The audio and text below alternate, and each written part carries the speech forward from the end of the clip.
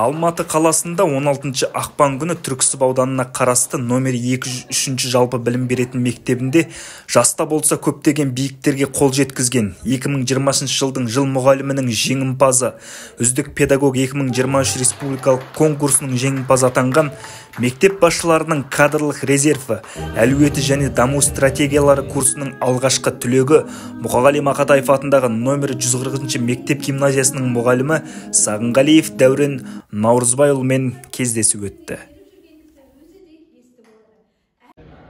Бүгін 203 жалпы білім беретін мектепте Дәурен Наурызбайұлымен кездесу өтті. Кездесу өте жоғары дәрежеде өтті. Кездесуден біз өте жақсы әсер алдық. Қоғамымызда осындай білімді ер азаматтардың бар екендігі бізді қуантады.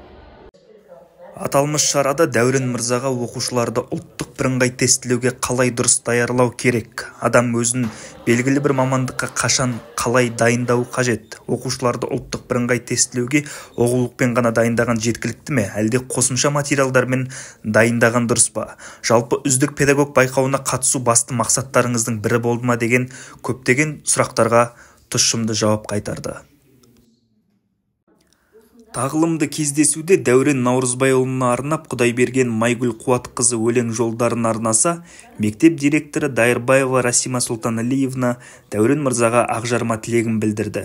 Шара барысында сергіту сәті ұйымдастырылып, мектеп психологымен шағын ойын ойнатылды. Мектеп ұстаздары кездесуден алған әсерлерімен бөлісіп, білім саласындағы көптеген мәселелерге қанық болды.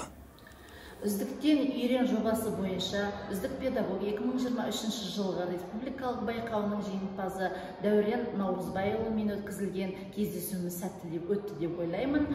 Осындай біртуар азаматтарымыздың арқасында еліміз гүлдене береді деген ойдамын. Дулатбек Нұрланұлы, Алматы қаласы, білім айнасынан.